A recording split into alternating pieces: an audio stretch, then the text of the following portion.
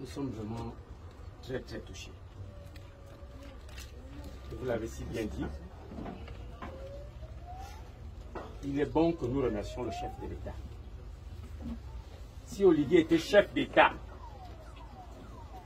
avant le 30 août, ce crime n'aurait pas eu lieu. J'ai dit bien, si Oligui était président de la République avant le 30 août, ce crime n'aurait pas lieu.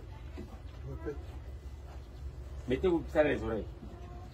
Quand Oligui est venu, lors d'une visite à Franceville, il est venu me voir. La chose qu'Oligui avait condamnée, c'est l'agression qu'avait subie notre compatriote Barreau Chambrier. Et parmi les voyous et les bandits qui étaient venus foutre le désordre, Yannick était parmi. Si la justice avait joué son rôle, il y avait des vidéos, c'était en direct, ils avaient arrêté ces gens-là, cette famille-là serait aujourd'hui vivante. Personne n'a condamné. La seule personne qui est venue condamner cette action que j'ai vue, c'est Brice Clotaire Oligui. Et il avait été payé par... Je l'ai dit très bien. Ce voyou-là était présent lors du saccage qui avait lieu au centre, dans ma concession familiale. Et Oligui était venu condamner ce qui s'était passé. Ça veut dire que s'il était président à cette époque-là, il aurait arrêté tous ces voyous-là. Il serait en prison. Donc, monsieur le haut représentant, ce geste nous touche après la première dame. Il envoie son haut représentant venir nous assister. Hein? Vous parlez en Zébi comme vous voulez. Quand il y a un mort, il est tout à fait normal. On assiste la famille. Et c'est le respect de nos traditions. Nous faisons tous la même chose. Et je crois que le président de la République, en tant que fils de cette province, en tant que président de la République, en tant que chrétien, je dis bien, j'ai eu le plaisir et l'honneur d'accompagner le chef de l'État dans sa tournée, particulièrement dans le Wellington. S'il y a le lieu qu'il affectionne, c'est l'église. Oligui affectionne l'église, il affectionne Dieu. Il a mis son pouvoir entre les mains de Dieu. Pas sur les forces occultes et sataniques. Amen.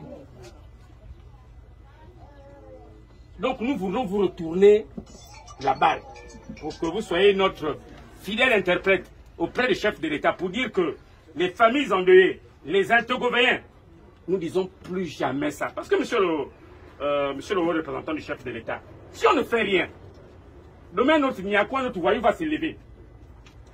Et il va dire que moi, ne vous amusez pas avec moi. Hein. Moi, ce n'est pas Yannick qui vous a fait seulement 5 personnes ou 6 personnes. Moi, je vais tuer 20-30. Donc, il faudrait que la sanction fasse école. Il faudrait que cette sanction fasse école pour que plus jamais ça, que notre Gabonais fasse du mal à un autre Gabonais. Donc, nous sommes dans un nouveau système, un homme nouveau qui vient avec une nouvelle manière de faire les choses, une nouvelle manière de faire la politique. Donc, nous disons vraiment merci, merci, mais que ça ne soit pas la fin. Que la suite puisse avoir lieu, que les enquêtes aillent jusqu'au bout, que les commanditaires, parce que pour les Altogovéens,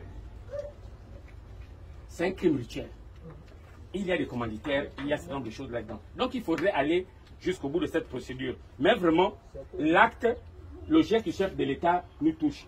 Et ça doit être compris, pas comme une manière de camoufler quoi que ce soit. Le président n'a pas l'intention de protéger qui que ce soit. Mais ce qui se passe actuellement ne peut pas laisser insensible un homme de Dieu. Ne peut pas laisser insensible le chef de village. Ne peut pas laisser insensible un patron. Il se doit de nous accompagner et c'est ce qu'il a fait. Et nous avons aussi le devoir de dire à M. le Président, à travers son représentant, merci. Les Valendais, même